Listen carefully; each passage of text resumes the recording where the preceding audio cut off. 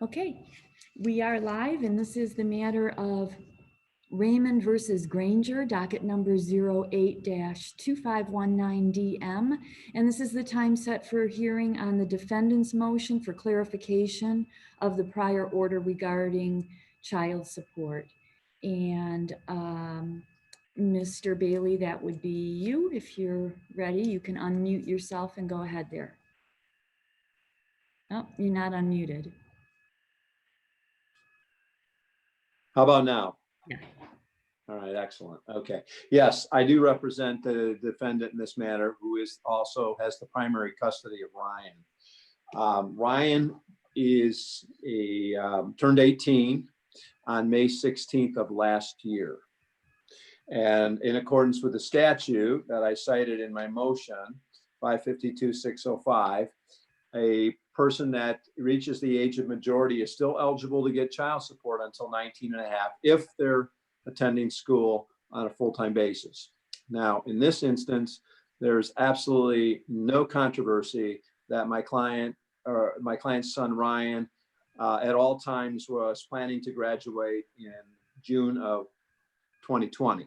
So just a few weeks away.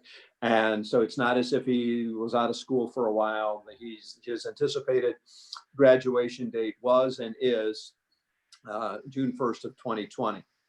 So what happened is when the custody changed back in 2008, well, it was the end of 2017, you actually signed the order, Judge, on January 3rd of 2018. And that provided for support of $695, which the plaintiff, Karen Raymond, was paying all along. Now, again, the boy turned 18 on May of 2019. There was no interruption in child support at all. And then unilaterally in January of 2020, the front of the court determined apparently that the little box on the second page of the order that they had prepared didn't have support for post-majority. So what happens is then they stopped the child support from being withheld. And so my client has not received any child support from the plaintiff mother since January. Well, I believe the last payment was actually December of 2017. So there would be January, February, March, April, and May. It would terminate effective June 1st because that's when he graduates. So we have 5 months of unpaid support. Now, it seems to me that we should not be terminating child support because the front of the court failed to check a box. That doesn't make any sense to me. There's no controversy. My client's been the primary custodial parent, child attendance full-time. He will be graduating before he turns 19 and a half. He doesn't turn 19 until another week or so. So what we did with our motion is we attached really the order that should have been in play back in January 3rd of 2018. What it does is it does not change the amount. The amount remains the same, $695. It is effective December 1st, 2017, which, just for purposes of clarification, the old order was also effective December 1st, 2017. So what the court would do, or front of the court would do, is they would calculate the support payments that have been made, and then with the support payments that still need to be paid, and then that will be the arrearage that Ms. Granger has to deal with. The other thing is that the order does that we have attached to our motion is it corrects the problem on page 2 where the box regarding the post-majority support would be paid. So that's on page 2 of 3 of the attachment. So again, there's no change, amount's the same, the duration's the same. It merely is correcting the problem that occurred because the front of the court just failed to check a box. Frankly, I'm a little surprised that we have to deal with this because my client continues to support the child. I know that they have some other side arrangements for supporting the child by mutual agreement, but the reality is that the front of the court stopped this from being charged to the plaintiff, and it should be reinstated. He should get his child support. Our position is back to, I believe the last payment was December, so he should get January through May, and then once May 31st rolls around, the boy will have graduated and we'll be done. So we're really only talking about a very short period of time here. That's Okay. all I have, unless you have other questions, Judge. I don't. Thank you. I'll hear from Mr. Ray. Thank you, Your Honor. I didn't file a written response because frankly, the motion came in after the governor's order and I haven't really been in my office much at all, so I didn't file a response. But my response is that this is not an administrative order. The investigation by the friend of the court and the recommendation and order that was subsequently signed by the court did not deal with this issue at all. In fact, I mean, if it had dealt with the issue, and had they mentioned it or had anyone mentioned it, it might be deemed an administrative mistake. But when the recommendation and order goes out like it always does in due course, and we have 21 days, all of us, to object and say, hey, well, you forgot something, or you made a mistake, or this isn't right, or that isn't right, and we don't do it, and it becomes an order of the court, then I think that's the order of the court. And it's not an administrative error. It's just, maybe it's a mistake as far as the defendant's concerned, but it's not as far as the plaintiff's concerned. Plaintiff followed the order until, I think in January, when she thought, well, he's now 18 and a half. I don't probably think I should be paying, child support. And she contacted the friend of the court and they said, well, the order doesn't require you to. So in fact, she voluntarily paid apparently over $5,000 in child support after he was 18. There's case law that says I think the case law is correct. As far as I read it, that she can't get a credit for that. She can't get it back. So we're not agreeing that this is an administrative order or a mistake. We're saying that it was an error and the order should have been objected to before it was signed by Your Honor. Secondly, the statute 562.603 does not permit retroactive modification of child support once there's an order.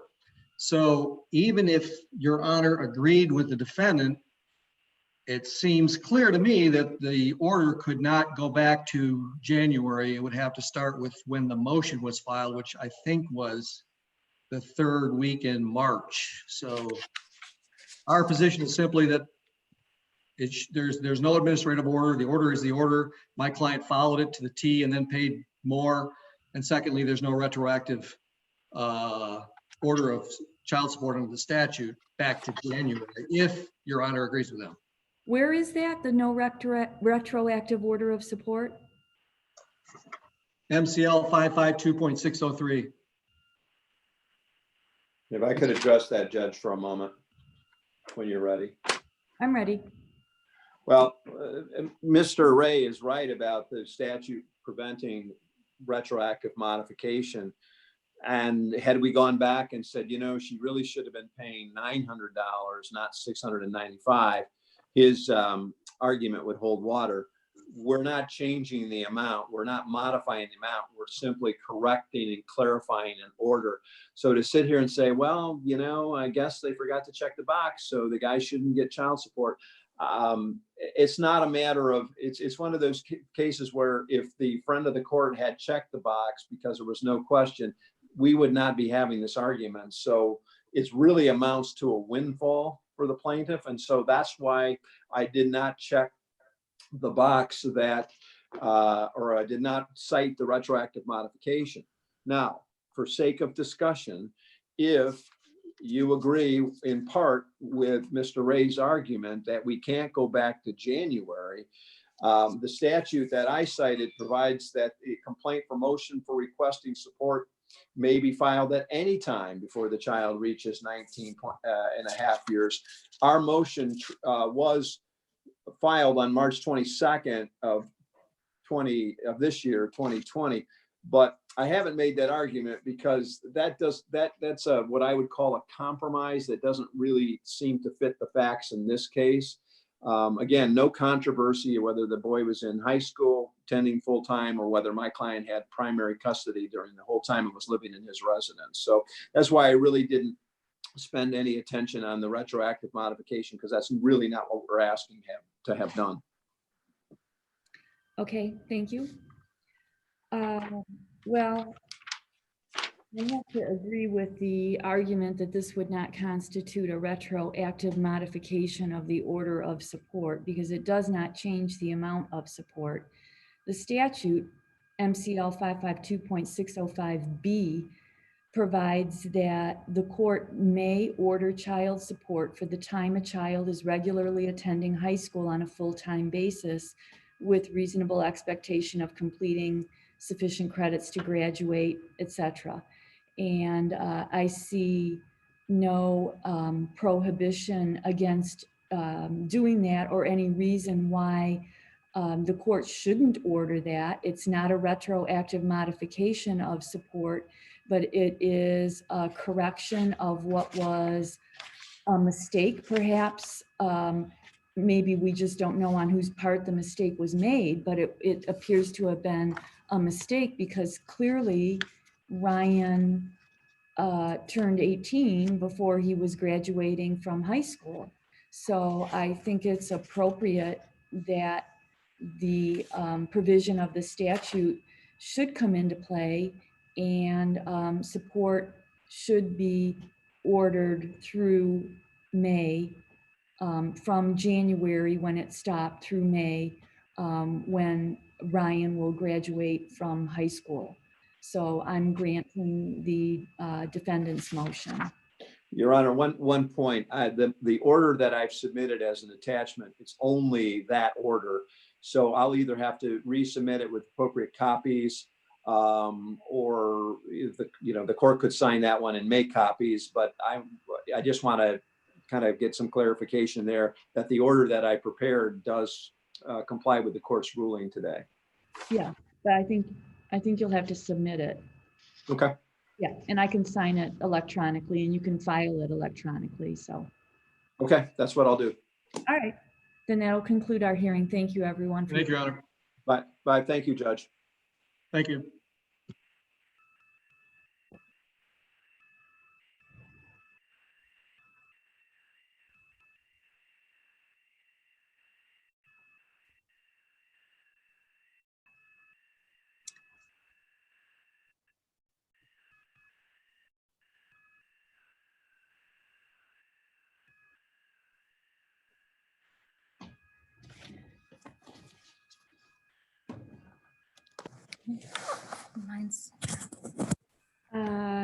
This is National Collegiate Student Loan Trust versus Leslie Fernandez, also known as Leslie Fernandez Lopez, docket number 13-183 CK. And you are obviously Ms. Fernandez Lopez. And someone's phoning in. I assume it's attorney for plaintiff. I can't see you or see a name. Yeah, it's attorney Erica Upcott from Schmidt Law Group. Thank you. Could you spell your last name, please? Yes, UPCOTT. Thank you for our court reporter. This is it's actually the plaintiff's objections to the defendant's motion for installment payments. So I guess we'll start with you, Ms. Fernandez Lopez. You filed a request for installment payments. Do you want to speak to that? Yes. So to go back on this, because it's all a little confusing, I had filed for bankruptcy like a while ago. And when I filed for bankruptcy, I was told all of this went into it. So all of that went through and I never really heard back from any of this. And the next thing I got in the mail was from my payroll at work saying you're being garnished. So I never had a chance to speak on it or even know what was going on. So I wanted to get a stop so that we can actually talk about, what's happening. Because I didn't know that this was out there. I never got anything in the mail for garnishments or a request to go into court. I think they had like an old address for me. So I wanted to stop the garnishments because I never had a chance to speak on what was happening. Okay, thank you. And Ms. Upcott? Yeah, well, in regards to the bankruptcy, as far as we know, there was never a hardship discharge or an adversary proceeding ever filed. So that's why we still have the file in our office. And with regard to the monthly payment amount, Ms. Fernandez is requesting, it wouldn't even cover the monthly interest. So her balance would continue to go up even if she was making that $50 a month payment. Right now, the interest is running at $107 a month. So since then, I have gotten a lawyer, and we are going to try and do all of those proceedings that we never got to do because I did not know that any of this was happening. If Okay. that makes sense. But all this is about today is whether you should be able to pay installment payments. And you filed an affidavit that says that your average income is about $1,351, it looks like, dollars every 2 weeks. And you listed as your expenses rent or mortgage in the amount of $1,000 a month and $300 in utilities. So there's two issues with your request to make installment payments in the amount of $50 every month. One is that those are the only income and the only expense that you reported in your affidavit would indicate that you had the means to pay more than $50 a month. And two, as Ms. Upcott has said, if you paid $50 a month as you proposed, it wouldn't even cover your interest. And so your balance of your loan would actually keep going up instead of going down with your payments. So I can't agree to let you pay $50 a month for those. I understand. So that was what I discussed with my lawyer because we are going to actually dispute the loan. So we want to make sure that while we're disputing, we either stop the process of me having to pay anything, or I just make as minimum payments as I can while we dispute it. If 50 is not enough, we can talk about that. But my lawyer advised me because we are going to dispute the loan just to go as low as I can. Well, So I understand that. we're going to dispute the loan. That's not a reason for me to order installment payments. I'm only supposed to order installment payments based on what you report as your income and your expenses, and then what's reasonable given the amount of the loan and the amount of interest. So Ms. Upcott, I guess I'll just ask you, could your client agree to a larger amount of installment payment? Yeah, as long as like the interest is covered and then a little bit, towards the principal balance. Okay, Ms. Fernandez Lopez, could you pay $200 a month? $200 a month is definitely doable because as of right now, I have been garnished $700 every single month, which has really put me in a really bad position, especially because of COVID right now. I'm at the risk of losing my job. So this is really bad for me. Yeah, okay. I'll grant your request for installment payments, but it has to be in the amount of $200 a month, which you said is doable. So I will grant that. And can we get a date between the 1st and the 28th each month, just because my system doesn't like dates after the 28th because it's thrown off by February. Okay, so what date do you want? Mrs. Fernandez, is there a date of the month that works best for you? So I get paid bi-weekly, and I would prefer to pay this on the first paycheck of the month. So for example, I'm getting paid on Friday this week. I would prefer to pay that, like that paycheck. Friday. So would the 15th of the 15th of each month work? Yes. Okay, yeah, let's do it for the 15th then, and I'll set it up. Okay. I'll note the system. All right, then that will settle that and they'll resolve this hearing. Thank you both. Thank you. All right. Have a nice day. Thank you. Bye. You too. Bye.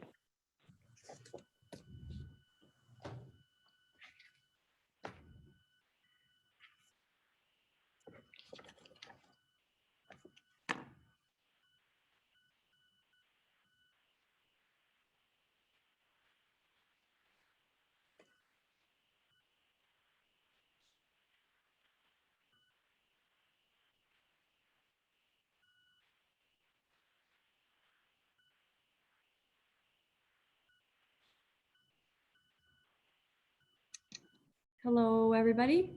Hi. Aye. Mr. Cordenbrock? No, I'm sorry, this is Scott Hagerstrom. That's what I was expecting, Mr. Hagerstrom, but your name says something different. So, okay, great. Then we are ready to proceed. There are two motions here this afternoon. As far as argument goes, I'd like to just combine them into one. Okay. If we can do that. And it is, first of all, I have defendant Odell Development's motion to dismiss or motion for summary disposition under MCR 2.116 C8 and C10. And then I've got the plaintiff's motion for summary disposition under MCR 2.116 C8 and C10. And that is as to the plaintiff's complaint, and then also as to the counterclaim of the defendants. And I would just state that I received on defendant Odell's motion, I received a late reply to the plaintiff's response. Right. It was received by the clerk's office on Monday, sometime after 3 o'clock. And well, that may not be late actually under the rules for replies, but in any event, I wanted you to know that I did receive that. It is only a reply to the plaintiff's response to the defendant's motion. I received no response to the plaintiff's motion, if all of that makes sense. It does, and we'll address that. All right, then you want to go ahead, Mr. Hagerstrom? Great. Thank you, Your Honor. And I'm here with my client, Ted Odell of Odell Development. I want to get into the facts a little bit. Ted Odell had created Odell Development. So once the museum was up and running, there would be a for-profit entity to deal with certain aspects. To date, the museum is still not open. Odell also is the founder and the director of the museum. And he's also managing trustee of the Mabel and Horace Hackett Foundation. Now the contract, I think the contract really goes to the heart of the matter here. And when we look at the last page of the contract under general provisions, subset E, it states this agreement together with Appendix A is the entire agreement and expresses the complete understanding of the parties with regard to the subject matter herein. It may not be altered, amended, or modified except in a writing incorporated hereto and signed by the parties. A waiver of any portion of this agreement should not be deemed a waiver or renunciation of other portions. There are not other agreements either expressed or implied with regard to this subject matter. Further, when we go to the first page of the contract, services and payment clearly states consultant agrees to perform services and Oxford Foundation agrees to pay consultant in accordance with the provisions of Appendix A. Plaintiff signed the contract, agreed to the terms of the contract. Odell Development was not a signatory to this contract. And to date, we do not have anything that I'm aware of that the parties both signed to agree to alter the contract. And because of that, and for those reasons, we filed this motion. We respectfully request that in regards to Odell Development, we ask for summary disposition, motion to dismiss. All right, thank you. Mr. Shoemaker?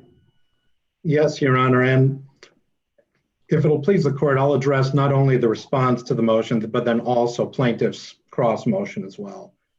To begin, whether or not Odell Development was a signatory is irrelevant. This isn't a contract that's covered by the statute of frauds. What goes to the heart of the matter is, did they receive the services under the contract and did they agree to pay for it? Now, if you look to, I'm just going to refer to both defendants as Hackett, Your Honor. If you look to Hackett's counterclaim, you see that they are, in fact, both defendants are filing suit based on the same contract for which Odell Development claims it was not a party. Now, the counterclaim is a judicial admission that the contract is binding against Odell Development and the Hackett Foundation. And therefore, the Hackett Foundation and Odell can't have it both ways. Either Odell Development was a party to the contract or it was not. And finding that the counterclaim suggests that both were, that's an admission and dispositive enough that they were in fact parties to the agreement. As to our request for, pardon me, Your Honor, and on top of that, we see at a minimum 5 promises by Ted Odell on behalf of the Hackett Foundation and Odell Development to pay after the Oxford Foundation quit paying for Vanguard services. Not only was there an email in the early part of January, but also in April, again in August, when Odell Development and the Hackett Foundation ended Vanguard services, and again, 3 separate emails after the fact promising to pay, continuing to request a forbearance so they can continue to try to work towards paying, but then nothing. They went radio silent and essentially left us no choice but to file this lawsuit. Now, as to our request for summary disposition as to MCR 2.116I2, it's going to be a little bit out of order, but I'll start with the most dispositive issue, which is, as of right now, there is no contesting that Vanguard established liability as to count 2 of the complaint. As you know, the court is aware, an account stated claim is an independent basis to collect money for services provided and agreed to be paid. All that needs to be established are that the creditor provided services to the debtor received those services and agreed to pay for those services. And on top of the common law cause of action, there's a statute, specifically MCL 600.2145, that sets forth a means for a creditor to establish prima facie evidence of an assent to pay for those services. Vanguard attached to its complaint not only the invoice and the account of Hackett, but also included an affidavit setting forth that Hackett agreed to pay, and that so far as Vanguard knew, there were no other counterclaims, and were justly indebted to Vanguard for $30,000. Now, noticeably absent from Hackett's answer is a counter affidavit denying that they agreed to pay for the services that were rendered by Vanguard. There is an affidavit attached, however, it doesn't refute Vanguard's affidavit in the manner specified by the statute. Not only would Hackett need to show that they didn't agree to pay the debt, they didn't receive the services, or the account is incorrect. They didn't do so. Moreover, nor could they do so. As attached as exhibits to our motion under I2 and for our motion, there are numerous emails where Hackett, through Mr. Odell, agreed on numerous occasions to pay the $30,000 balance. He never raised any concerns with the amount, never disagreed that the amount was owed, and didn't dispute that Vanguard provided its services. The bottom line is, there's no evidence to refute that the account was stated and that Odell Development and the Hackett Foundation are liable on that count alone. And then the second, which I'll mix the two between our motion and the response, Your Honor, is there's no genuine dispute of material fact that Vanguard satisfied its obligations under the contract.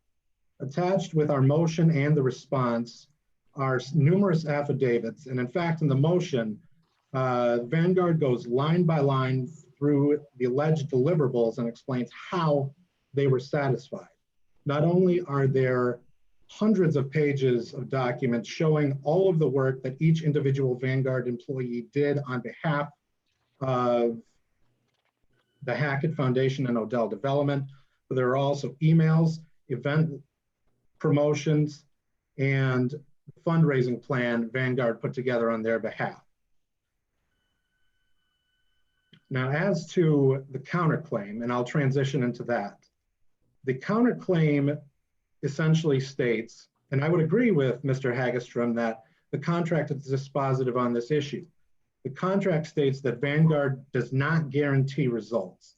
That's dispositive of the counterclaim alone. No matter what Vanguard did, it could not guarantee $1.4 million in donations to Hackett. Moreover, even assuming without conceding that a breach occurred, damages must be caused by the breach and reasonably certain to be recoverable. As we've set out in our brief, Hackett cannot meet those requirements. Not only are the damages that they claim contingent, conjectural, speculative, and dependent on the fiscal ability of their donors, the overall charitable inclination of their donors, and the willingness to support their cause. The bottom line on that is there's no basis to assume that these clients would have donated but for those breaches. And that leads right into causation.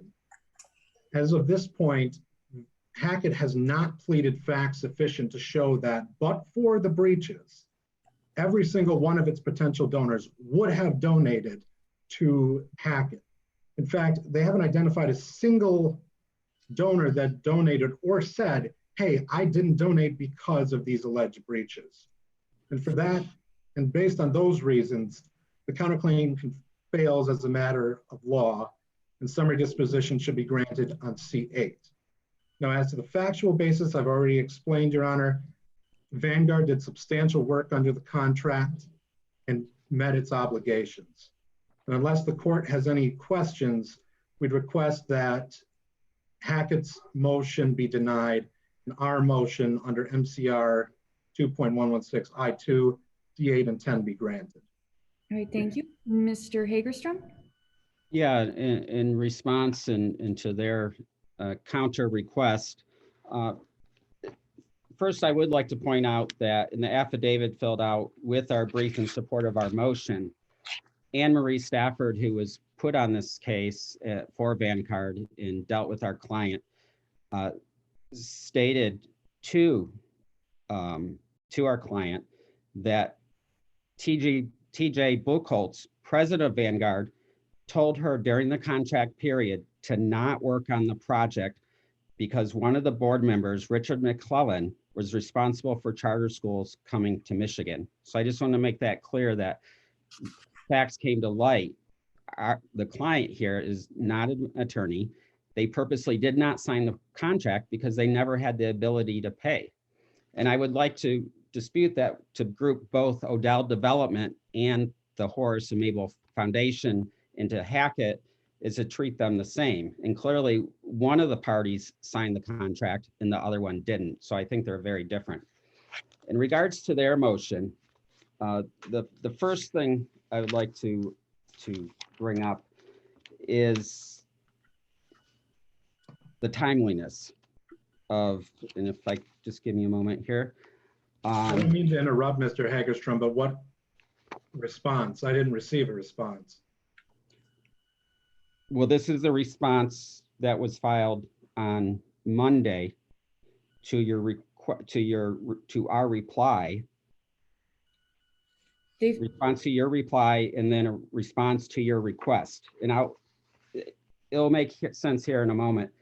But first of all, affirmative defense under MCR 2.116B2 requires a motion for summary disposition to be served at least 28 days prior to a hearing if asserting a claim. In the alternate 2.116G1A1, a written motion under this rule with supporting brief and any affidavits must be filed and served at least 21 days before the time set for the hearing. Today is the hearing. It is May 6th. This is what I received in the mail. And here, the date says April 16th, and that is 20 days. So that's at April 14th. This was postmarked April 16th. Your Honor, we electronically served in accordance with the court's order. And that's irrelevant. There was no agreement. Court rules clearly require. Did away with that during the COVID emergency. The order allows for e-filing even in the absence of an agreement on the case. And because of the e-COVID, I only go to my office once a week, trying to comply with the governor's orders. I did not get this box here of documents until March 25th or 26th. My email system, oftentimes I don't get all the attachments. Attachments aren't there. So I rely on the delivery of the documents.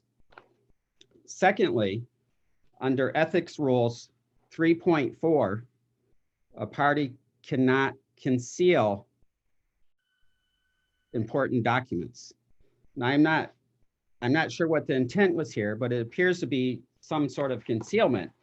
When I look at this box here, this is what came. This stack of documents. The letter on top clearly states, please find enclosed for filing in relation to this matter, a response in opposition to defendant's motion for summary disposition and request for summary disposition in favor of plaintiff. There was no motion, just a response. And as I go through this response, there is no motion. There's a list for attachments. And so that's what I had. That's what I had to deal with. Not until I received on Friday a motion for our failure to respond did I look deeper, because there was no motion. But concealed in this documentation, and again, I don't think it was the intent of the plaintiff, there was no tag, there was no cover letter, but down in this pile of papers was the motion to dismiss. Further, we should have 14 days to be allowed to amend the motion. And because I did receive this on the 25th or 26th, that's 11 days before. So we request in the alternate to at least have the opportunity to amend. So first, under the 28 and 21 days, we request that this motion be dismissed. It didn't comply with the court rules. Secondly, justice demands, because of ethics rules, that the motion to dismiss was concealed within a pile of papers, well over 500 pieces of paper, with a cover letter that did not even say there was a motion to dismiss. And then third, because we received this the weekend of March 25th, that is 11 days. So we request, in the interest of justice, we have the opportunity to amend our motion. Mr. Shoemaker? Only 2 points, Your Honor. To begin, regardless of what Ms. Stafford says, I don't believe there's a genuine issue of material fact. For the purposes of our motion, I have to assume that's true without conceding it, while Mr. Buchholz vehemently denies it. Even if it's true, you see attached to our motion and exhibits, Vanguard clearly did work for this. No reasonable jury could find otherwise. And second, if what Hackett has filed as a response, then I would respectfully request that it be stricken because it's untimely. No, what they filed is, it's entitled Defendant's Answer to the Plaintiff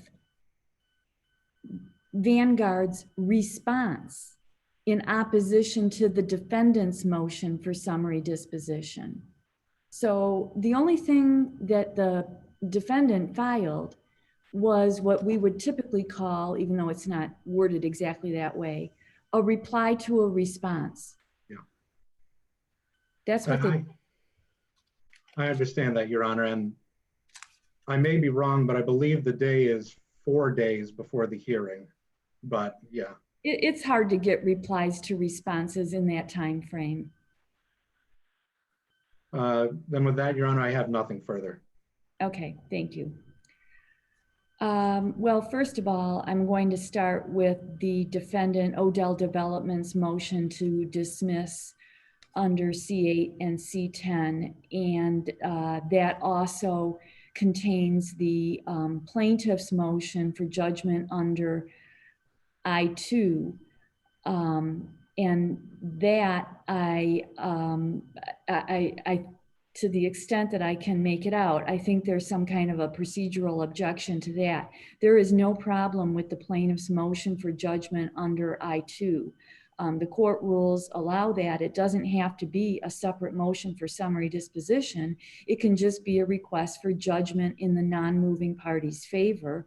And the court rule doesn't even require that the non-moving party make the request. The court rule envisions that the judge could do it sua sponte if the judge determines that judgment should be in the opposing party's favor. So I will address both of those, the defendant's motion to dismiss and the plaintiff's motion for judgment under I-2 first, before I get to the plaintiff's separate motion for summary disposition.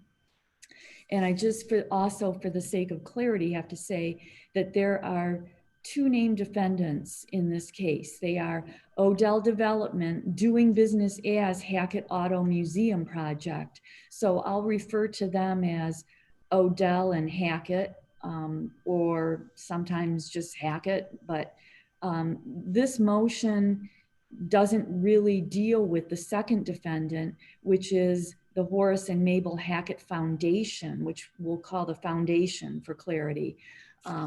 The motion that was filed appears to be, and it's a little unclear, but it appears to be filed only on behalf of Odell doing business as Hackett. So, and that makes sense because the argument is that Odell / Hackett is not a party to the contract. And for that reason, the case should be dismissed. Now, it does not specify the case or a particular count, but like the plaintiff did in the plaintiff's reply, I would interpret it as being only directed to count 1, breach of contract, because that is the only count to which the contract pertains.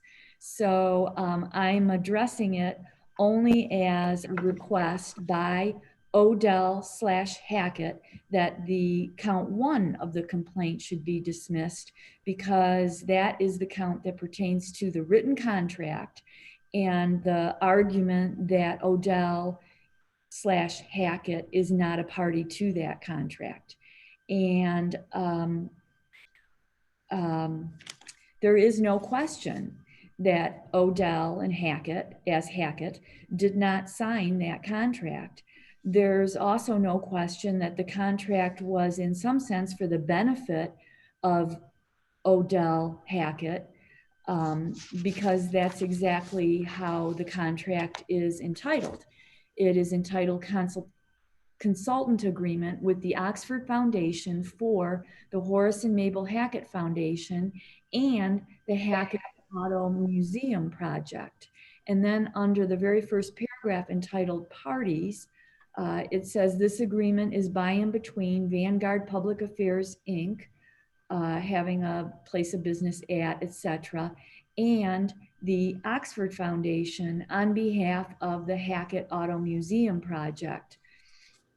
So starting from there, the plaintiff maintains in responding to this motion that Odell Hackett is a party to the contract based on 4 different principles.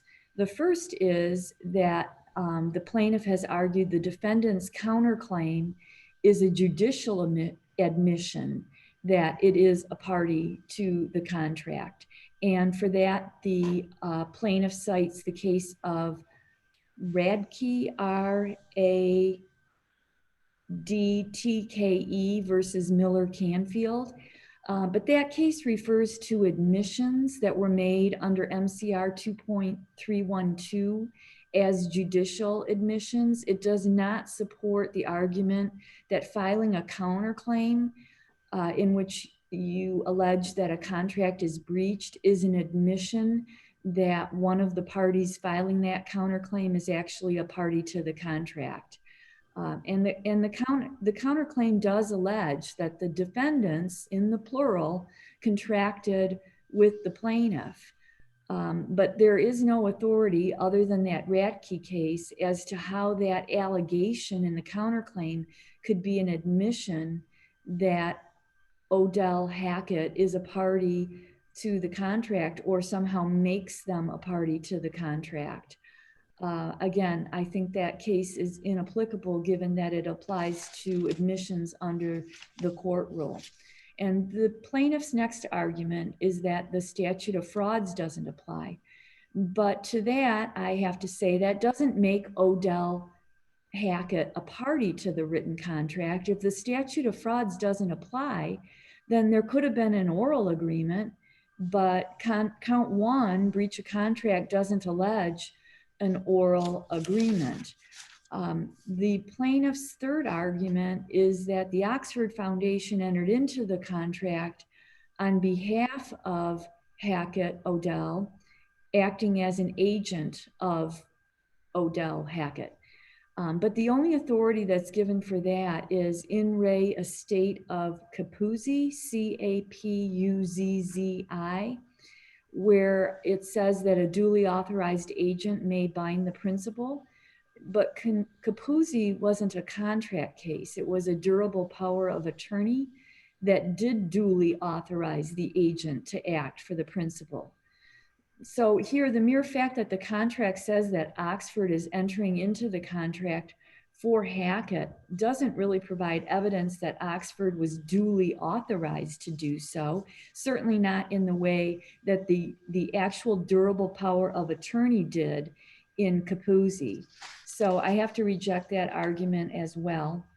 And then the last argument that the plaintiff makes is that Odell is an implied in fact party to the contract, but there's no authority given for that.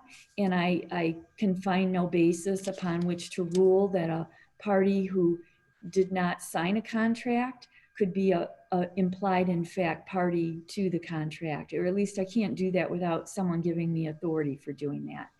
So for all of those reasons, I'm granting Odell's motion to dismiss, but it's as to count one only. And it's of course only as to Odell Development doing business as Hackett Auto Museum Project.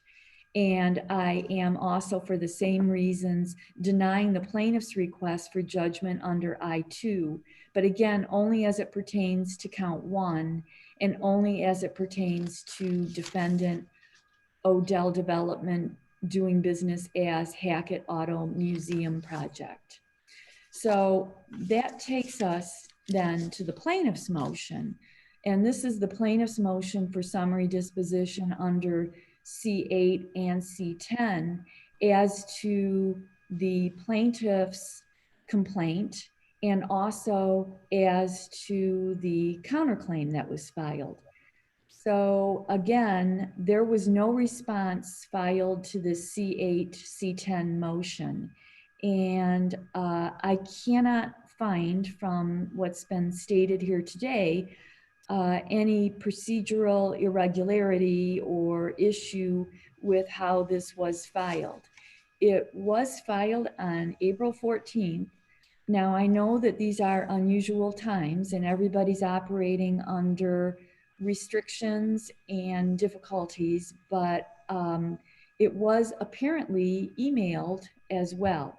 And the Supreme Court has indicated that that is sufficient service, even in the absence of an agreement. Obviously, with the court rules, typically in a normal situation requiring an agreement to accept service by email. But the Supreme Court has done away with that during this crisis. And I would note as well that any delay that the defendants had in receiving it, it is not because it was filed incorrectly, but it also doesn't seem to have prejudiced them. The defendants had options. They could have filed a request to adjourn the hearing for good cause. They had time to file a reply to the response on the other motion. So it would seem that there was no reason why they couldn't have sought some kind of emergency relief on this motion. But in any event, this is a motion again under C8 and C10, and a motion that's under C10 that's properly supported, as this one is, does require a written response. And there are multiple reasons why the plaintiff should succeed, even on the merits, even aside from the entire issue of no written response, although no written response could resolve and dispose of this alone. But first of all, it's never been disputed that the Hackett Foundation was a signer to the contract. And that was not the subject of defendant Odell's motion to dismiss. So there's no reason given at all that Hackett Foundation is not liable under the contract. And that would be under counts 1, breach of contract, the written contract, and count 2, account stated.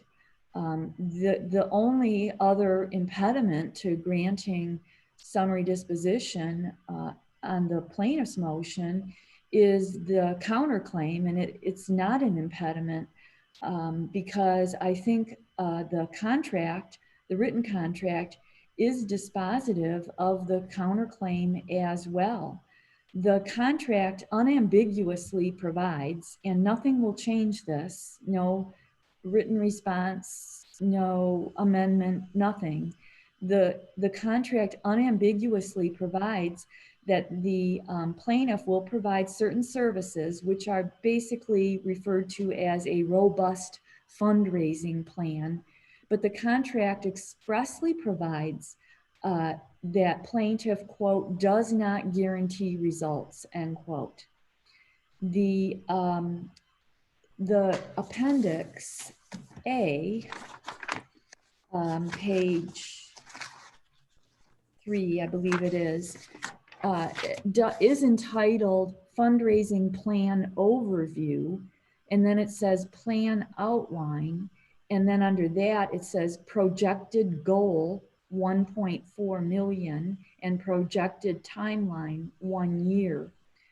But given the language of the contract as a whole, including the appendix, and the language that plaintiff does not guarantee results, as well as the language of Appendix A, which puts this in terms of a projected goal, I cannot conclude anything other than the counterclaim is not valid as a matter of law. The counterclaim asserts that the plaintiff represented that it would raise $3.5 million, and the plaintiff lost the value of those services equal to $1.4 million. Well, the $3.5 million is not in the contract, and the contract, the written contract, constitutes the entire agreement of the parties. And the 1.4 million, to the extent that it's referencing page 3 of Appendix A, is merely referencing a projected goal, which, based on the common language and understanding of those terms, cannot be a promise in light of the other language of the contract that there's no guarantee of results to actually raise $1.4 million. In fact, the counterclaim alleges that the defendants didn't receive any donations at all. But again, the contract was only for fundraising services, and given the language that it does not guarantee results, the request for damages in the amount of $1.4 million can only be related to lost fundraising, and that is clearly not contemplated under the contract that does not guarantee results. Also, because you can only link that to lost fundraising, the counterclaim does not allege and cannot allege any causation between any failure to provide services and lost fundraising that, one, was not guaranteed, and two, is speculative and not linked to any particular donor or source of funds, and has no allegations whatsoever as to causation at all. and nor could it, given the language of the contract. So for those reasons, although I have granted as to count one, the defendant Odell's motion to dismiss, I am granting the plaintiff's motion for summary disposition as to the Hackett Foundation on count one, and as to Odell as to count two. And I have to address that just a little bit more because I realize I omitted it the first time around. But there is also count two with respect to Odell, Hackett, and the counterclaim as it pertains to,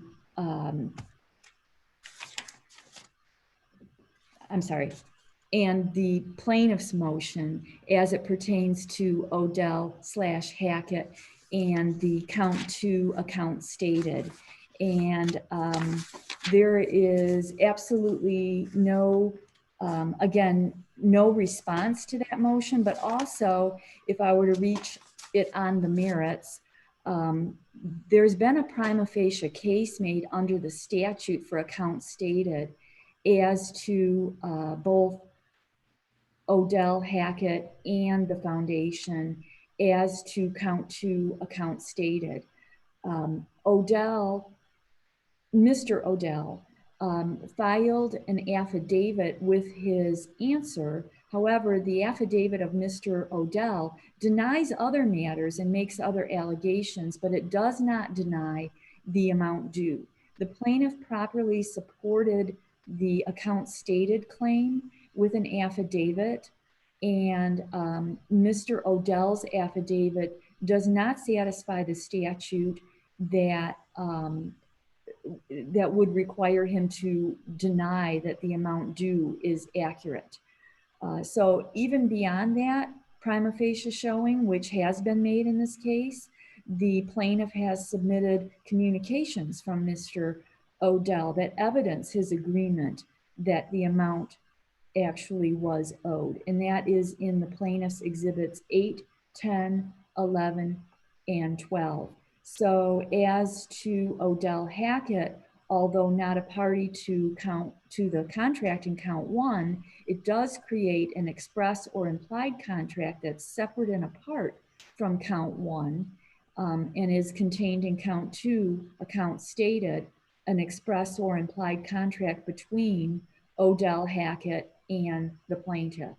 So for all of those reasons, that was a little jumbled up because the motions were a little jumbled up. But I am granting the defendant's motion as to Odell Hackett only on count one, and granting the plaintiff's motion as to Hackett, or as to the foundation on counts 1 and 2, and as to Odell Hackett on count 2. And then count 3 obviously is irrelevant because there is the contract and the account stated, and the equitable claim is not necessary.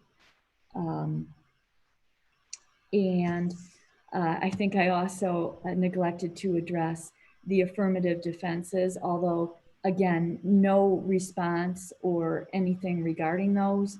But the affirmative defenses, of which there are 5, 2 of them, breach of contract and lack of consideration.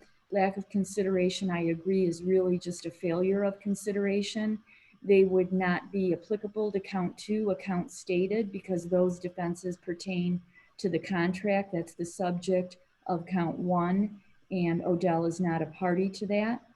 The remaining affirmative defenses are equitable in nature, and they also do not apply to count 2 or to count 1. So for all of those reasons. Thank you, Your Honor. And do you each want to do separate orders that you submit for each of your separate motions, or you want to cover it all in one? I think we probably can cover it in one. Cover it in one, yeah. Okay, then you'll submit that under the 7-day rule Or a stipulated order, yes, Your or Honor. a stipulated order. Yes, thank you. Thank you, Your Honor. Thank you, everyone. That'll end our hearing. Thank you. Okay.